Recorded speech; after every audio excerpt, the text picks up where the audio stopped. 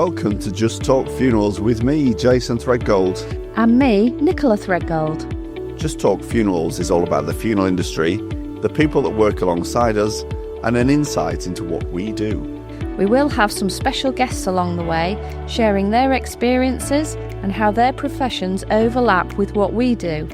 So get yourselves comfy, grab yourselves a cuppa, and let's get into today's episode of Just Talk Funerals. Hi, and welcome back to this next episode of Just Talk Funerals. It's myself and Nichola here today, and we're going to be talking about keepsake jewellery and memorial jewellery. So, this is me asking questions to Nichola today. So, what does keepsake jewellery and memorial jewellery mean to you personally? To me personally, I mean, I guess in some ways I'm lucky enough at the moment not to have any keepsake jewellery because I've not lost anybody close to me, where I would obviously look to have any memorial jewellery. But yeah, I can foresee in the future that there may be some jewellery that I would probably like, so I guess, it's a very personal thing, isn't it? And, we do get some people that are sort of absolutely not, that doesn't interest me, but we do get a lot of people that do want memorial jewellery. And I think it just gives that comfort, doesn't it? Wearing a ring or a necklace or something with a loved one's ashes in. It might not be just ashes, though. It could be hair or it could be a fingerprint. Having that person with you, I think that's the big comfort, isn't it? Or that's how I foresee it. Yeah, equally, I think that's how I perceive it, really. But it has become a thing in the industry where it just kind of appeared. It was always there, but over the last sort of decade, it's really become a thing. And there's lots of companies out there providing these things, and they're all very marked differences. Yeah. What my question is to you really about this is, why do you think memorial keepsakes have become such an important part of modern bereavement support, if you like? Again, I would say it's because of that comfort element, isn't it? And I think, like you say, 11 years ago when we started, there was maybe a few companies that we knew of. I mean, we are very careful in who we select as companies that we use with jewellery and people's ashes and hair and fingerprints. And I think over the years, we've seen that big increase in now companies and suppliers that deal with that, but we will always research those people to make sure that we're guaranteed that what we've asked for is what we're getting. But, I think, over the years, I think it's become more, the pieces of jewellery have become more modern, which I think is maybe something that's made more people look at jewellery in a different way. But yeah, I think it's just around the comfort, isn't it? Unless you think do you think there's anything else? No, I think it's kind of a bolt on to the actual service itself, and it's keeping that little bit of that person with you when in the physical context they've actually gone. So types of keepsake jewellery, what do you think most families are asking for? Is it a particular type of jewellery, a particular company that you're choosing to use? I think, again, when we first started, there was just one prominent company that we used. And then I think we realised that we needed to give more choice in jewellery as it became more of a demand. We got more people interested. And I think we now give very different types of jewellery. We've got one company that looks at very classic pieces. And then we have another company, like I say, that is more modern pieces and probably more like a Pandora style, which is obviously something that is very much liked in society. So I think that's probably where that pull around that jewellery actually comes from. And I think it is very much personal preference. I think a lot of people will purchase a ring. And within that ring, there's maybe a resin that holds those ashes or the hair. And I think necklaces as well are very popular. But we do earrings, don't we? We do bracelets. But I think mostly it's about rings because I think people feel that they can wear that majority of the time. I think you've got to be very careful with some memorial jewellery, though, that, wearing it all the time, you've got to be careful of knocks and scratches, and because you're wearing maybe a ring on your hands, the general wear and tear of a ring, you've just got to be really careful.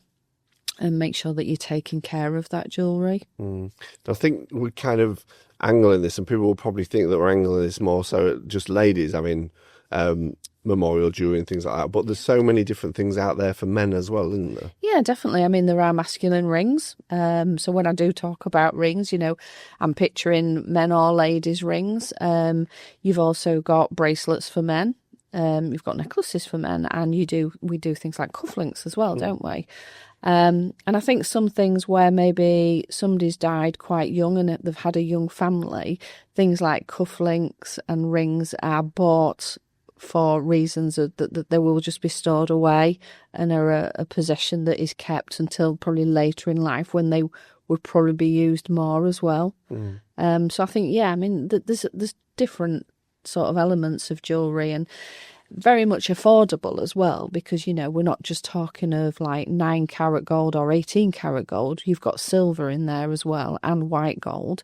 So for affordability, things don't have to be gold, they can be silver, which obviously brings that financial price down if that's what you're looking for. So there is a budget for everyone. And a lot of these pieces can be engraved. Things like earrings, not so much so, because they're too small, but your rings can have sort of little messages or inscriptions within them, as can necklaces and bracelets. And, so that gives it a real personal touch, because it might have been something that their loved one maybe used to say, or, or it might just have an inscription, forever with me or something like that. So it becomes very personal, because the person wearing it might be the only one that knows what it says. So originally, when these sort of things first came to market, it was kind of angled at ashes. Yeah. And there were companies out there that were creating diamonds out of ashes as well, taking the carbon and compressing them. Yeah. But it's not just ashes nowadays, is it? No. I mean, there's other things that you can do for those that aren't necessarily having a cremation as well. Yeah, definitely. And I think that was what we were always looking for. Like 11 years ago, we'd got the jewellery for ashes, but it was like, for those that are buried, what else is there? Or for some people that feel that ashes is maybe not what they want in a piece of jewellery. So, we can look at, locks of hair, and also finger and thumbprints. That's something as well that we now do, isn't it? And has proved very popular, especially where you've not got the ashes. There needs to be other sources of what you could use. Yeah, and you're not kind of not allowing people to have some form of memorialisation by just saying that it's only ashes you can use. Yeah. So another question for me to you is, have you seen anything that's kind of evolving in the market that's coming forward that you think is going to be different, or is there going to be other ways of memorialising in any way? I know we get things like you can have tea lights with a portion of somebody's ashes within the tea light and things like that. Yeah. Is there anything that, when reading all your sort of magazines and that to do with the industry, you've seen anything? I think there's just so many different things, and obviously we can't stock everything. We do have a lot of catalogues, again, from researching trusted sources of where we can actually get these items from. As I say, that's really important that we know that these items are genuine, especially where we're sending ashes, hair and fingerprints to different suppliers. But like you said, there's lots of things like tea lights and different sort of figurines that you would maybe put on a mantelpiece but wouldn't necessarily know that they'd got ashes in, or so yeah, I mean, there's lots of things, isn't there, when you start looking, but we just need to make sure that especially for ashes, that they are certified to hold ashes, and how many ashes they can, in terms of the volume, what they will hold for somebody, and that people understand that it's maybe something that they're buying, but it's not going to hold all the ashes, and then it's another conversation around what we're going to do with the rest of the ashes. So there's lots of advice to be given, I guess, when people are looking for items for jewellery, for ashes and keepsakes, if you like. Yeah. So somebody's ordered a piece of jewellery, we'll say, for instance, a piece of jewellery, we'll say in this situation. Yeah. That's arrived to us. Yeah. So we do our checks, make sure obviously it's the right person's ashes, it's the right ring, it's exactly what they've ordered, we check the sizing and everything. Yep. We then make contact with the family to make them aware that their jewellery's arrived with us. Yeah. When they come to us, which is usually most people come to us, we will take it to them if they want, but most people come to us. What's their reaction like when they see that item of jewellery for the first time? Yeah, and I think, oh gosh, that makes me feel a bit emotional because, you've gone through this journey where you've helped them choose something maybe, and you may have had to size their finger, looked at the different chain lengths. So you've gone through a real in-depth conversation. You've probably talked about maybe if it's got a resin in it, the colour and why they've chosen a colour. So there's been lots of talk around what it is that they're going to order. And, then you call them to say that it's arrived after, like you say, we've done all the checks. And there's that sort of, excitement in a sense that, you can't wait for them to come in to see, obviously, what they've got. And you can see how much it means to them. Sorry. No, it's all right. I prompted you with the question. Yeah. Sorry. And I think, there are times people will come in and maybe say, I think I'll take it home. And we respect that decision because it can be very private and they maybe feel that they're going to get emotional. And, for some people, they don't want to get emotional with us.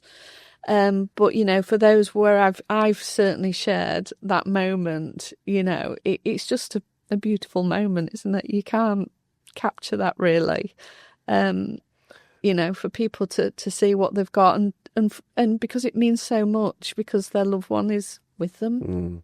And I can see how it's affecting you. Yeah, sorry, I didn't expect that. And it's my fault for asking the question, but have you got any particular story that you can think of where somebody's come in to collect the jewellery and they have made a huge impact on you when they've received it or their reaction to it? Is there anybody that's kind of been really overwhelmed with it and you've had to console them? Absolutely. I think there's been a few times, and as I say, you feel very privileged to share that moment with them, if that's what they want to do. And I think it just conjures up, once they, where it's been a ring, say, and they've put it on the finger and they've just sat there looking at it and saying how perfect it is. And, and the times when they want to tell you then stories. So you sit and you sort of reflect on, different things that they want to tell you. It is just a special moment. It really is. But yeah, I mean, there's been many times, I think, I guess as a funeral home, you're trying to maybe hold back because you've got to be professional. But, naturally we are just human too, aren't we? And, those moments, they're just priceless. Yeah. Just beautiful.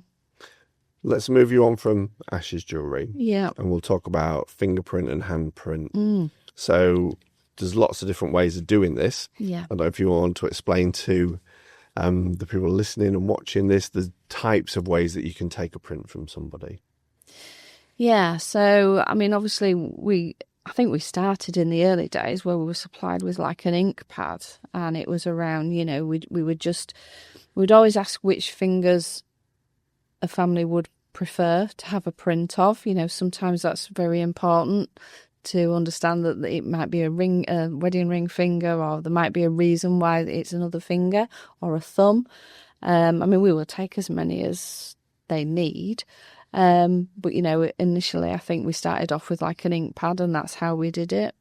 And then it sort of changed, didn't it? The process started to change, and I think you might have to help me a little bit with this because so it went from ink originally, and then a company came along where it was like an oil that came upon, and you couldn't see it when you put it on somebody's fingers. It wasn't until you then pressed that onto the card that it had to go onto that then it made the actual print, which just blew us away because there was no residue showing on the person's fingers. Which I think was great because having an ink pad, and if you're doing the fingerprints at the early stage of having that loved one with us, then you've then obviously left a mark on a finger of ink, haven't you? So I think this was maybe another reason why then it materialised into it not showing on the fingers. Yeah.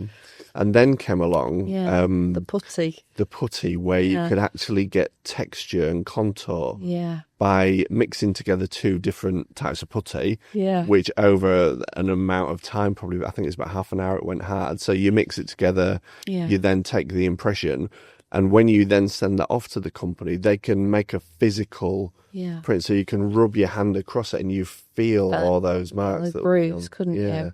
And I think, again, because that's sort of transitioned over the years, it's interesting to see where it's come from. But that does give more of a dimensional effect, doesn't it, the putty? So like you say, you can rub your finger over it and actually feel those ridges, which I think, again, is a lovely comfort. You know, if you've got a ring and you can put your own finger across it and just be mindful of that, you know, that loved one. And then on the larger scale, you've got things like clay. Yeah. So you can do like framed prints where you get a hand of somebody, or what we tend to find sadly a lot with children is people want hands and like feet prints, casted. So there's loads of different ways of doing it. We just need to look at each individual and see what's going to be best for that family. Yeah, definitely. Okay, so you mentioned there at the point where you take the print, is it always probably best to take it sooner rather than later? I think so, yeah, because obviously at that point, you know, the skin is still sort of settling a little bit. You know, we don't want to get to a point maybe within a week or so where, you know, the skin is changing a lot. So, yeah, the sooner we can get those prints, the better. Yeah, it kind of gives more of a natural look and feel to it, doesn't it? Yeah, definitely. Yeah. Okay, skip back to Ash's jewellery, just briefly again.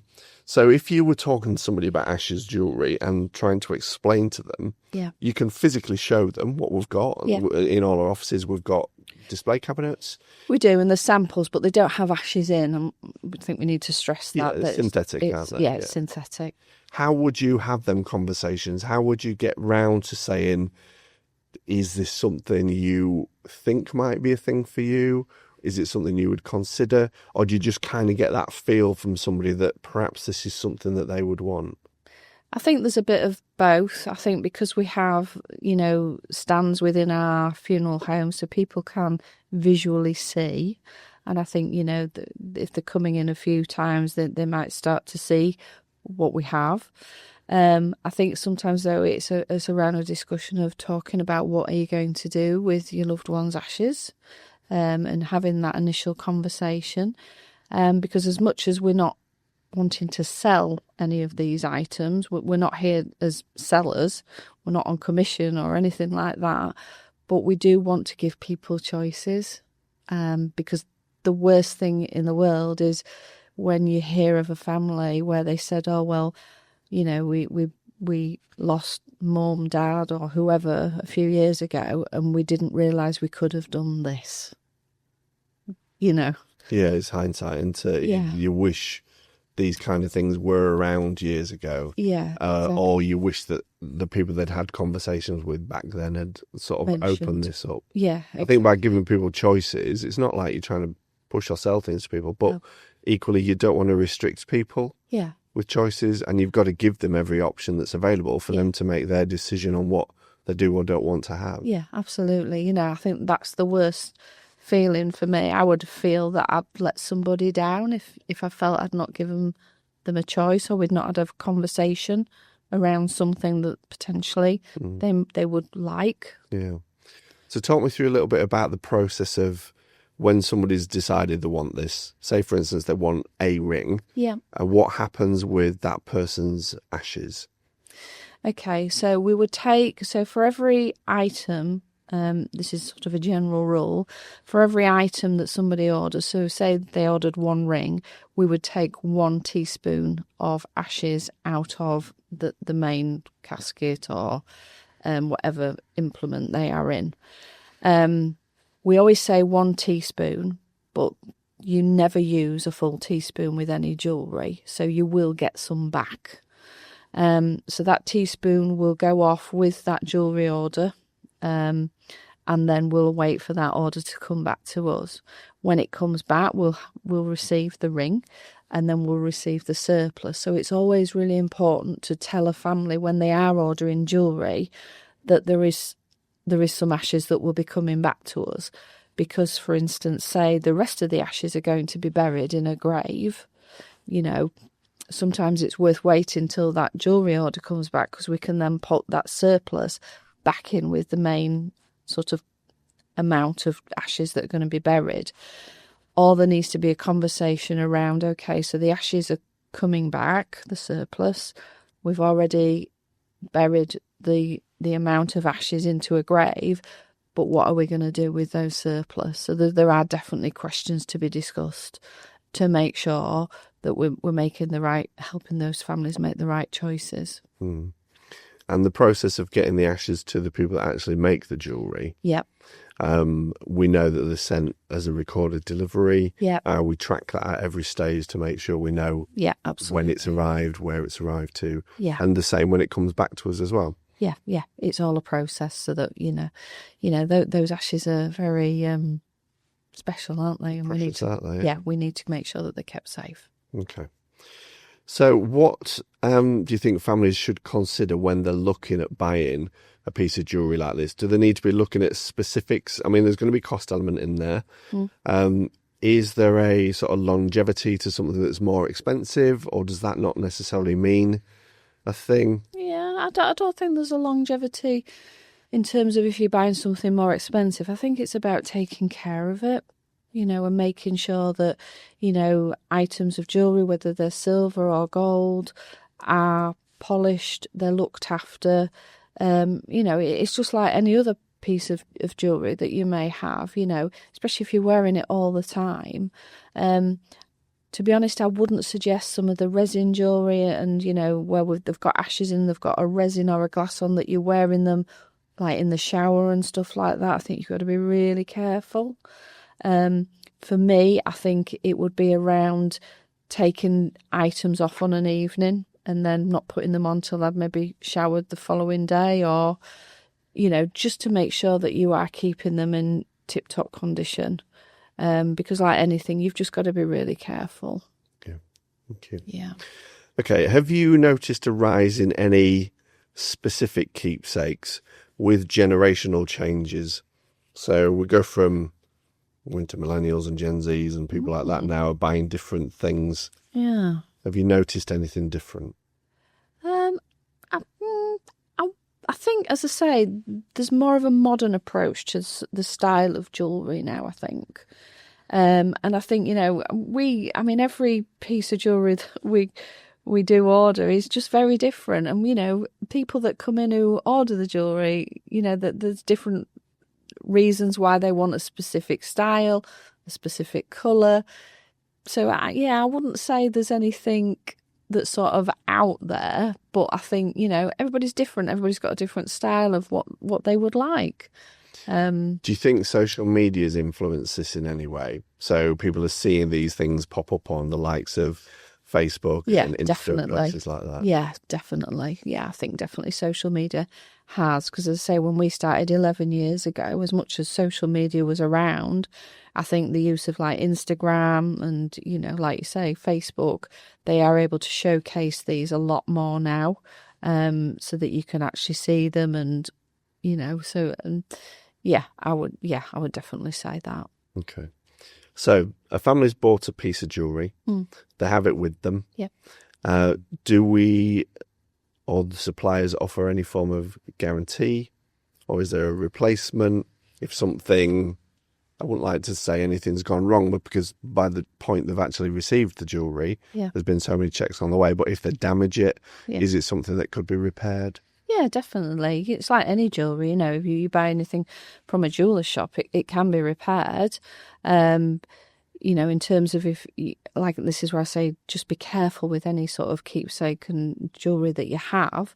But, it's like if you had a ring and say you put a little bit of weight on and the ring felt like it was a bit tight, they can all be resized. That's not a problem. If there's any damage to them, yes, they can go back to the workshop and these can be repaired. Obviously, there's going to be a cost element.